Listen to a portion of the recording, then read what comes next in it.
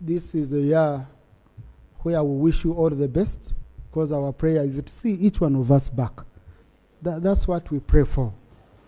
Though I've had situations, I've had a few cases where colleagues have been coming saying, so and so is in my constituency disturbing me, a colleague disturbing a colleague, campaigning for other colleagues in the constituency.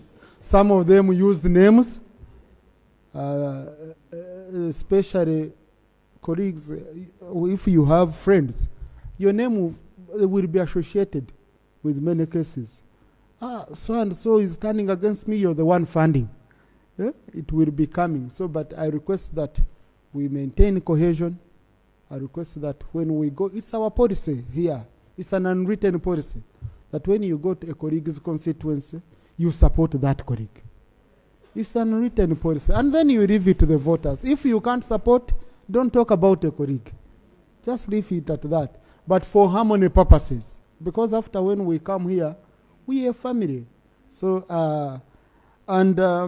we are going to design our program in such a way as the leadership of the House that we give you time to be able to engage the constituencies, while at the same time, you're able to do your work. A very good example, when we have, like in the budgeting period, we shall be giving you enough time to handle under committees, but then we give you a break, shall be giving you intermittent breaks, so that you're able to go back and engage your constituents. Otherwise, you might be here when they are finishing you on ground, and people want to remember that. But we shall ensure that we try to accommodate most of these issues without us missing our critical function that we are supposed to be doing here.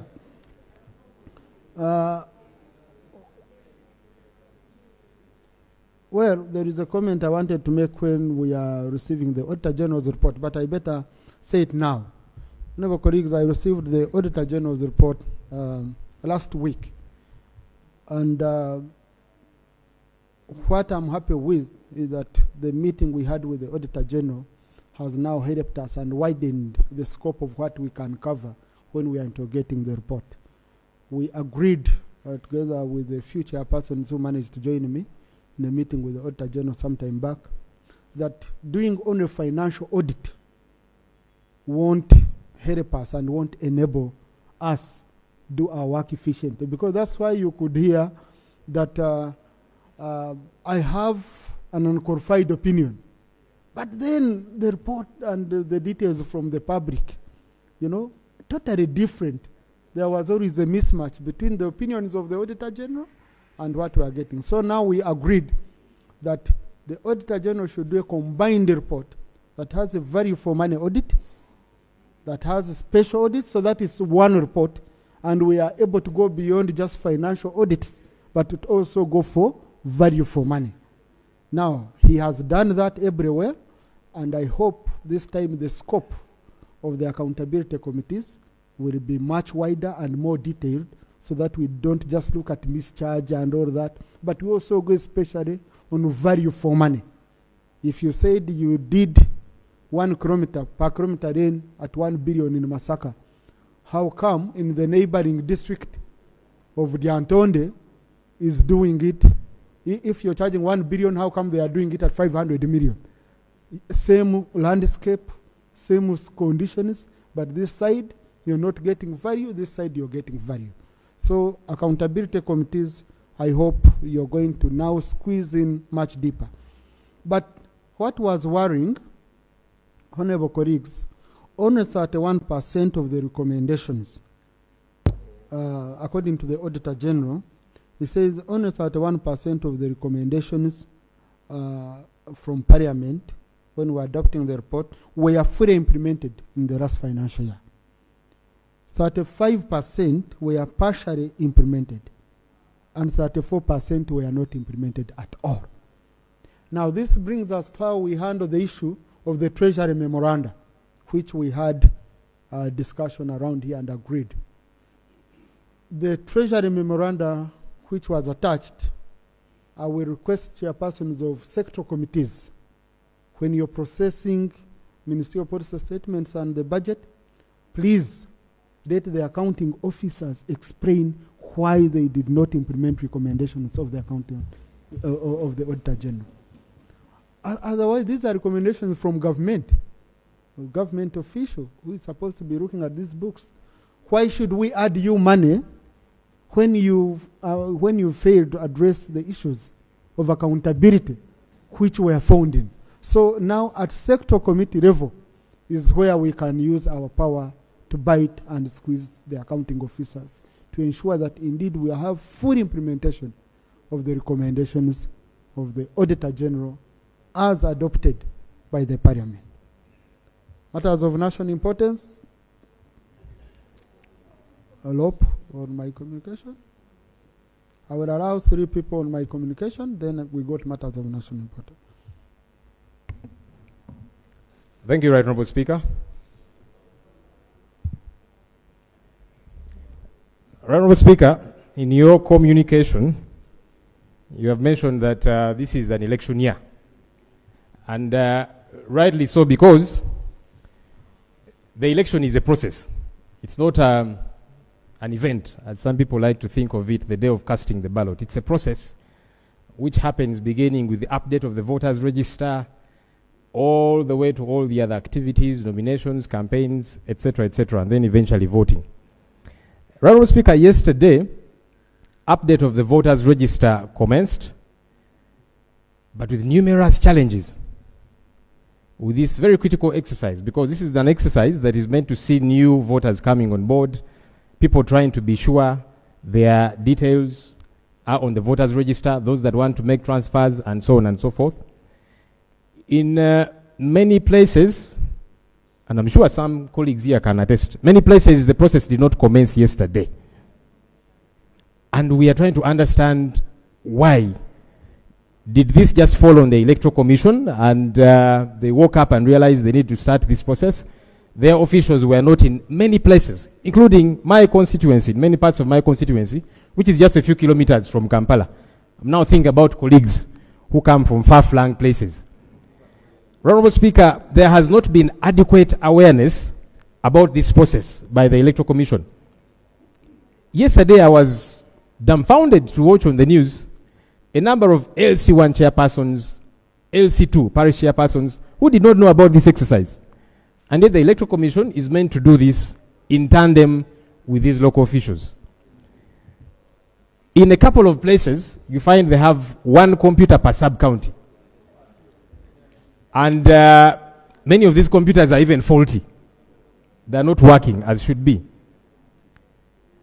Honourable Speaker, I like to think this is a very critical part of the election process. Because like I've said, the election is a process.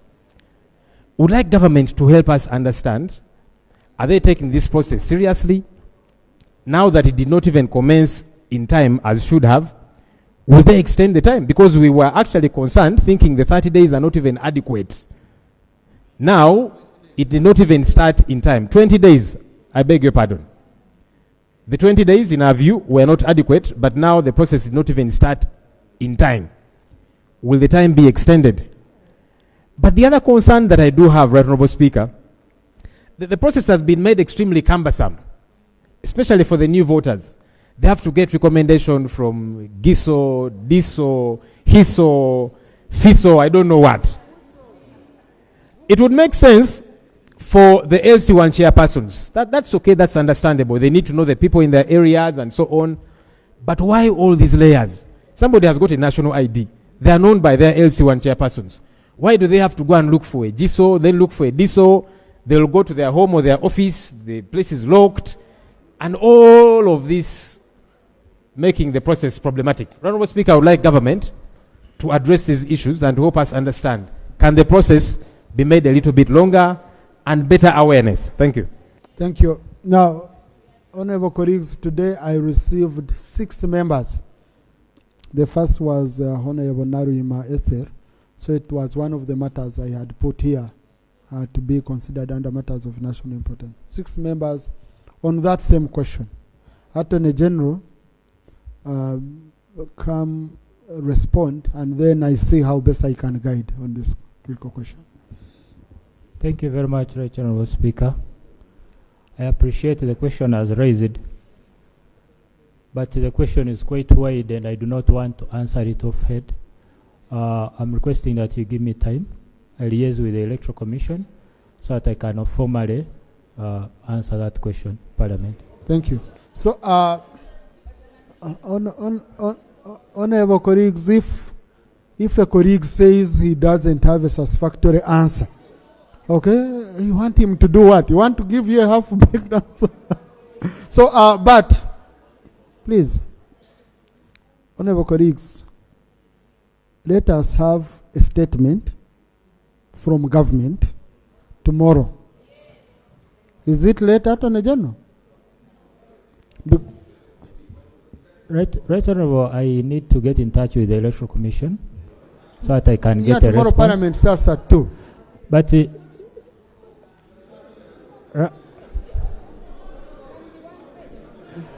Right Honourable Speaker. Yes, let's listen to the Attorney General. Right Honourable Speaker, I need to get in touch with the Electoral Commission so that I get information which I relay to Parliament. I'm requesting that I do that on Thursday, next week. No. The Attorney General. Thursday. Okay, honourable colleagues, this exercise is ongoing, and you see, Government Chief Whip, I had guided ministers that for such exercises, Parliament is a big platform on which you gain prime time, wide coverage. So when you bring a statement here, we give you free coverage and you inform the nation. You're addressing the nation when you're here. So I would do, since the Attorney, I'm requesting for Thursday, Right Honourable. Honourable colleagues, on Thursday at 2 p.m. we shall receive a statement from the Attorney General on the same, listen, and I will allow a debate of that statement for 1 hour.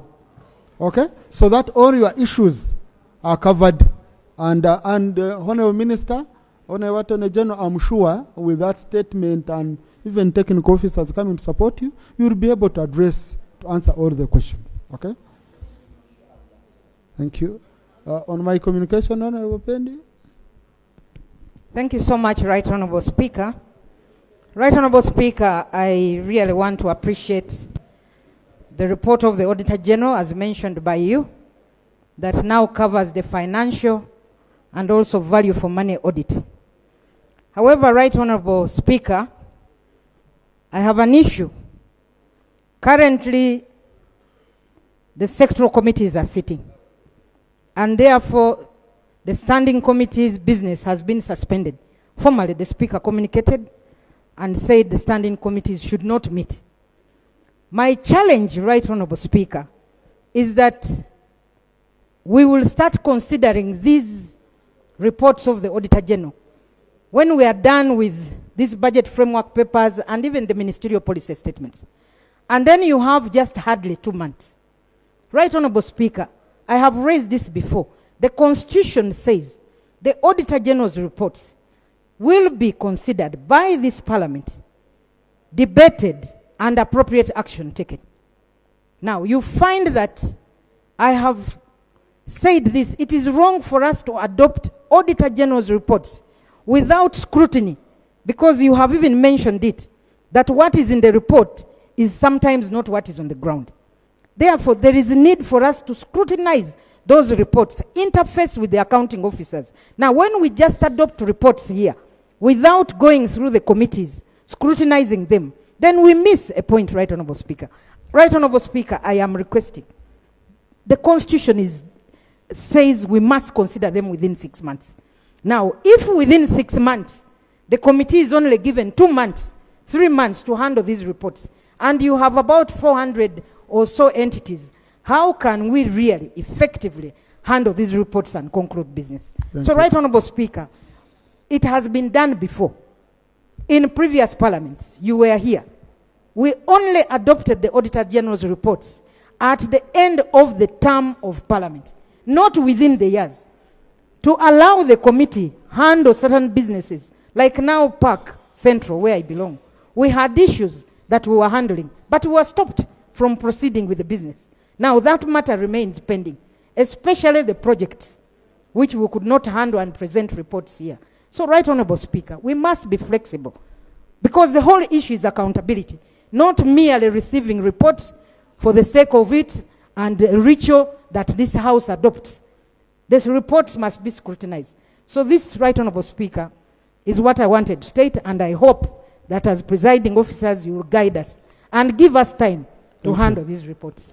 Thank you. Now, honorable colleagues, one, indeed we needed you, all of you, to be in your sector committees handling the BFP. Okay? And I think you've more or less, committees have more or less concluded with the BFP.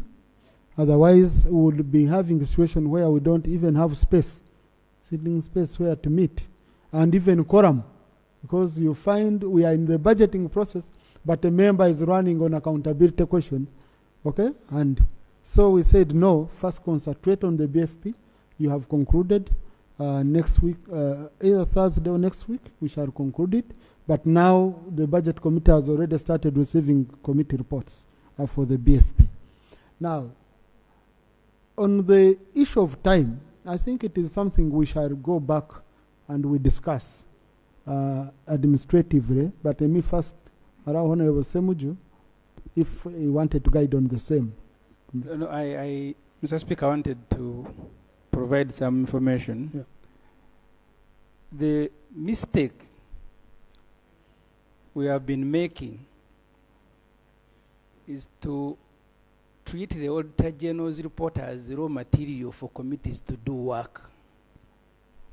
In other jurisdictions, if you go to Kenya, and I have visited because I chaired an accountability committee before, the report of the Auditor General is adopted as it comes. And then committees request to do further investigation in specific areas.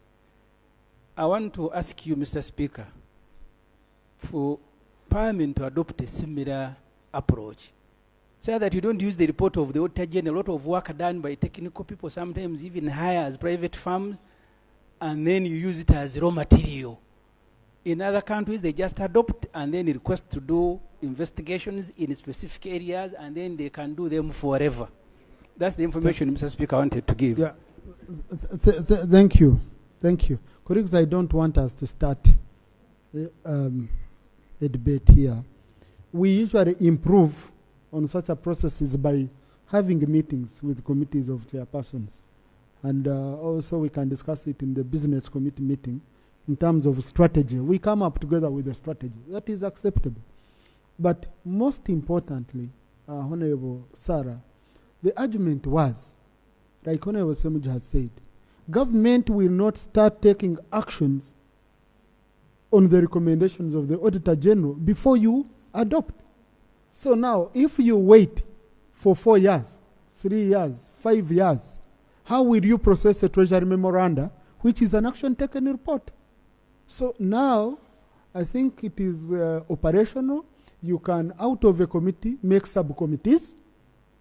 You share, and you say this side you get projects, this side you get these categories of MDAs and all that, and in the end you adopt as a committee. You come here, we debate.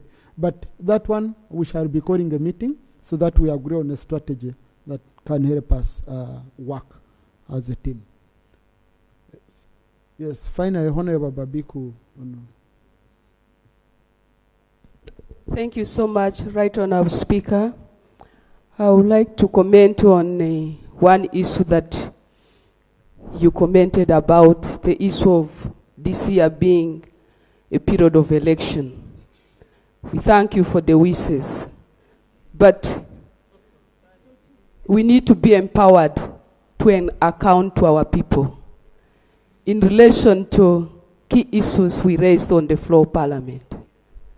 Right Honourable Speaker, as people from West Nile, we have the issue of the non-compensation of our people as a result of the LRA war, the non-expansion of a Jumani hospital and others.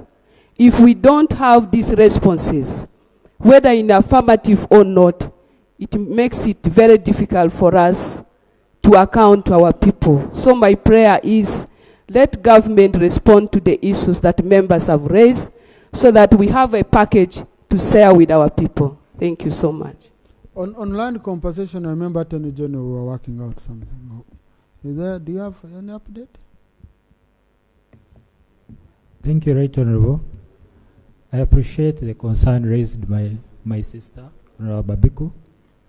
Right Honorable Speaker, originally the government committed itself to do compensation in 3 sub-regions, Acholi, Lango, and Teso. When the exercise started, there was pressure from other sub-regions. West Nile, Bugisu, Bukedi, Busoga, and parts of Ruenzori which were hit by the ADF. This matter was presented to Cabinet, and a decision was taken that we wait, we first see how the other areas are being compensated, because we would be overwhelmed and government may not be able to appropriately carry that burden. So the idea was that we first do substantial work on the 3 sub-regions, then we would seek guidance from Cabinet and be directed. Thank you. Honorable colleagues, you have power to empower yourself through budgeting process and sector committees. When you are processing municipal policy statements, and this is where we have to be assertive and we raise these issues. And I'm sure Government Chief Whip has also taken note. It's in a wide perspective, Honorable. Huh? Yes, Honorable Ababiku. Clarification? Also clarification.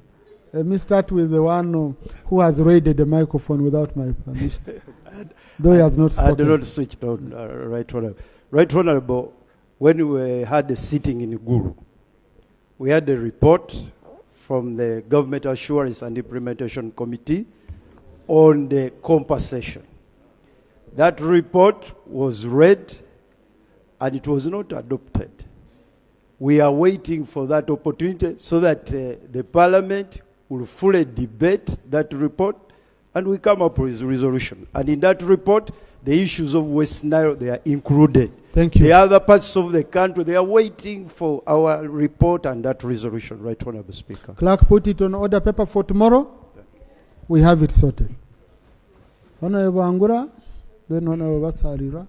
Thank you very much, Right Honorable Speaker.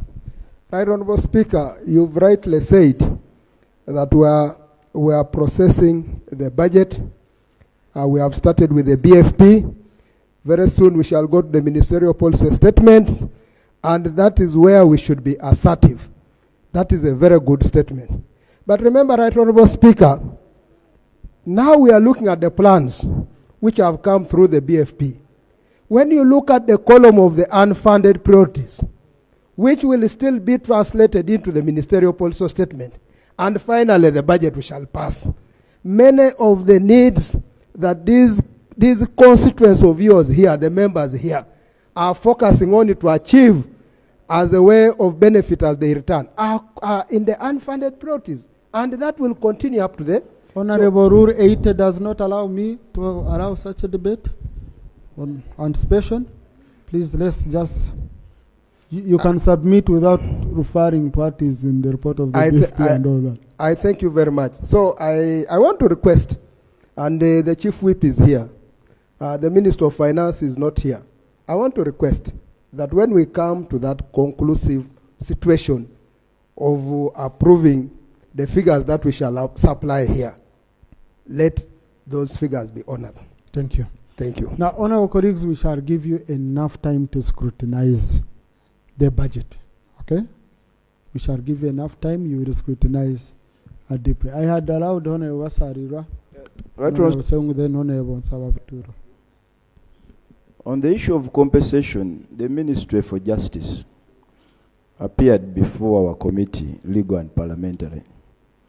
And as the learned Attorney General said, actually the focus now is on 3 areas, places, Acholi, Lango and Teso.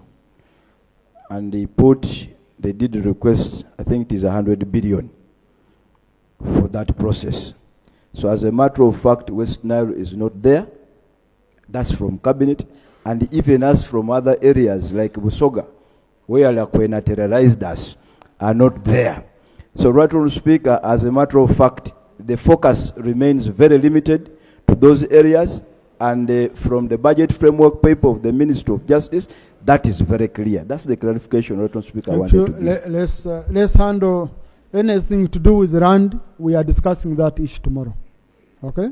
Honourable Wanika guided us very well. When we are debating the report, then you'll make the submission. No, so is it on the same? Yeah, Mr. Speaker, thank you very much. Is it on the same? From your communication, and it has become my common practice to remind the Minister of Education that you, as you said, you are going for campaigns. Our children should not stay behind.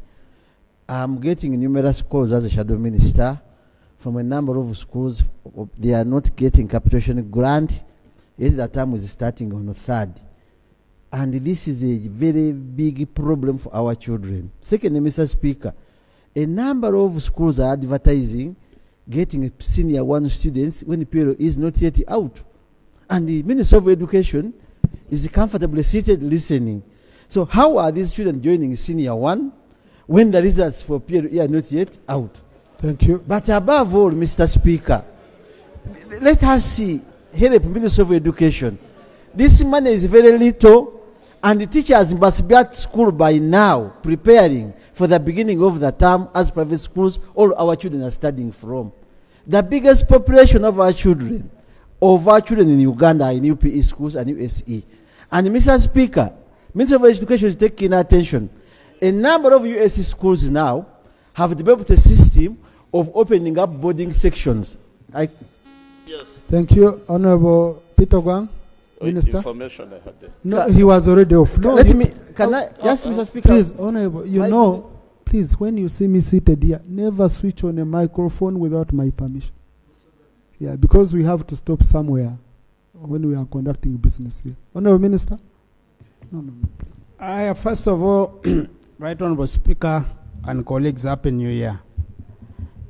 On behalf of the Ministry of Education and Sports, I want to thank my colleague, the Shadow Minister for Education and Sports, for the questions he has asked, and I want to reply him as follows.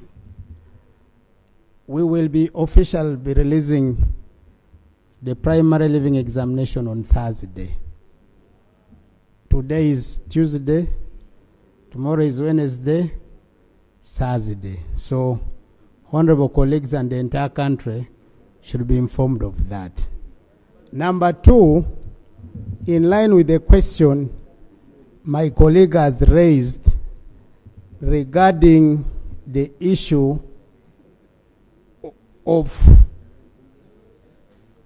capitation grant, I want to say the following. Right Honorable Speaker, permit me to bring the written statement on Thursday to answer on the capitation grant in as far as whether it has been released by Minister of Finance or not, because once they release... No, Honourable Minister, you're going to burden yourself for nothing.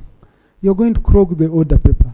You can have a minute, you call your PS from outside, you confirm, and so that I save you a burden of coming to debate here for an hour. Most obliged, Right Honourable Speaker. Yes. So whenever you're ready, make a sign to me. I will. But you see, Honourable Seungo, number 1, okay? When you are submitting on your issue, you refer to my communication.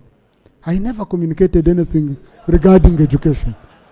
Huh? And I kept quiet. Number 2, you again want to come back on the same. So, okay. Mr. Speaker, I hid under the new year and the campaigns coming in interest of the children. But Mr. Speaker, I want to thank the Minister of Education for his response. And I always talk from an informed point of view. But there is something very serious we must address as a parliament. USE schools are having their students because parents cannot afford fees. And the culture is growing the number of rural schools where schools are opening up boarding sections, charging parents fees. And it is challenging parents. And the Ministry of Education has not come out with a proper statement on who are supposed to attend the boarding section. As I'm talking now, parents are paying over 700,000 in USE schools. And the government is paying 60,000 or 80,000 per student in USE schools. And it has become business. All this we must address it because students are running out of school. If you don't have boarding fee for senior 4, senior 3, you can't attend, and they are pulling out of school. All that must be addressed by the minister as he looks for his statement that might not be very true from what I know. Thank you, Mr. Speaker. Thank you. Yes, Honourable Minister, any good news for us? I want to confirm that the capitation grant will be to all schools in the country by Monday next week. Thank you. Thank you. Honourable Nsababuturo. Mr. Speaker, sir.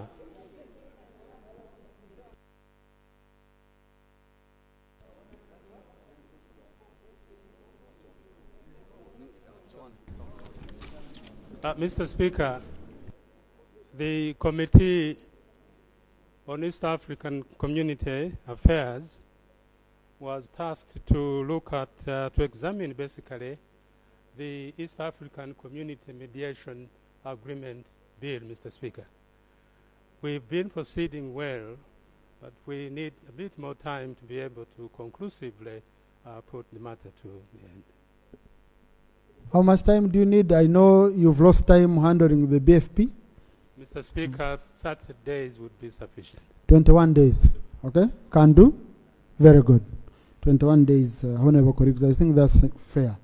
Honourable colleagues, on a sad note, I've also received information that Honourable Frederick Gumengobi, MP Bramoji North West, lost his mother yesterday. It's very important that indeed we observe a minute of silence like we did for the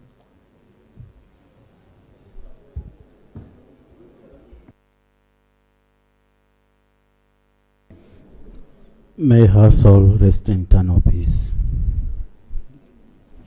Now, I've seen the next time when I'm reading, I will start with the one who died. Because I saw some people being shaken right away. But whoever we rose is a valuable life. Honourable Ssemujju, matters of national importance.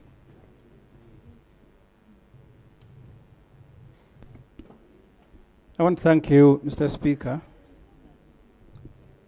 Mr. Speaker, I raise here to register and request the government to intervene in the way Dr. Kizza Besigye is being treated in Luzira. We have visited him, at least those of us who belong to the same side with him. We have talked to him, taken food. Now that right has been taken away by the prisons authority. But also when you visit him, last time I was there with the Honorable Muhoozi, Honorable Kamara, they have now put a grass, so he stands behind some grass and there is a microphone. You can't even be sure that you are speaking to him. We don't know why these conditions, because Dr. Besigye is the most imprisoned person under this government. This is the first time that he is being treated like this. What is worrying us, Mr. Speaker, even more, when you deny people food of their choice, because food is also medicine. We have had colleagues who leave Luzira, including Besigye's brother, and as soon as they leave, they die. Dr. Chiguna and others. We don't know whether it is deliberate that when Dr. Besigye, if he ever leaves, he leaves when his life has been really affected.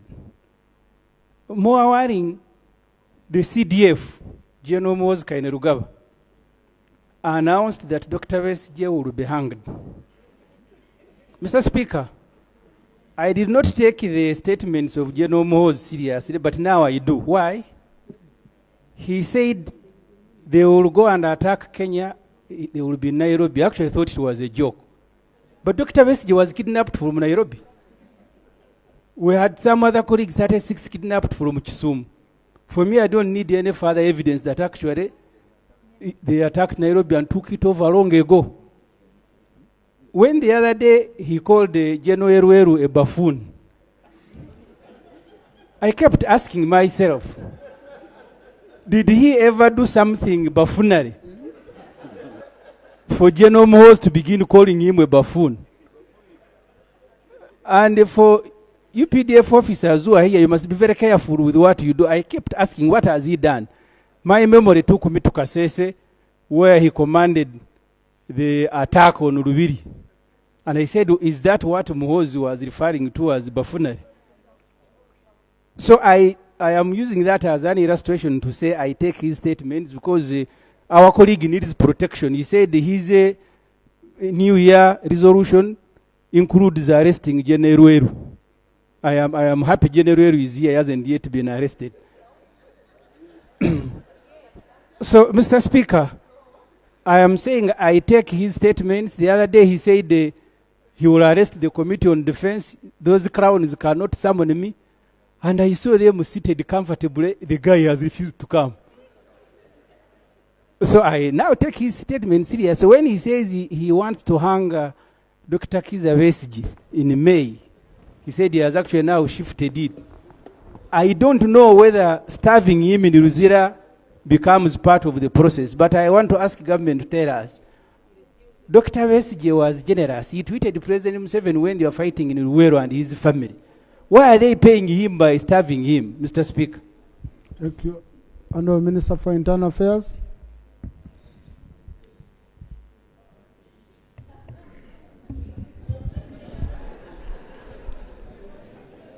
Right, Honourable Speaker, I'm not a clown. But I want to respond to the Honourable Ssemujju's concerns, especially of food, which is a basic right. And I want to say that the family of Dr. Besigye accredited 6 people, and it's only those that are allowed to bring food. We can't extend beyond that one for security reasons. Number two, the place where Dr. Besigye meets visitors is the accredited place for other people to meet visitors. And you speak from a handset, by intercom, and that is universal practice. That's what I want to. Thank you. Ono Maneno Zumra.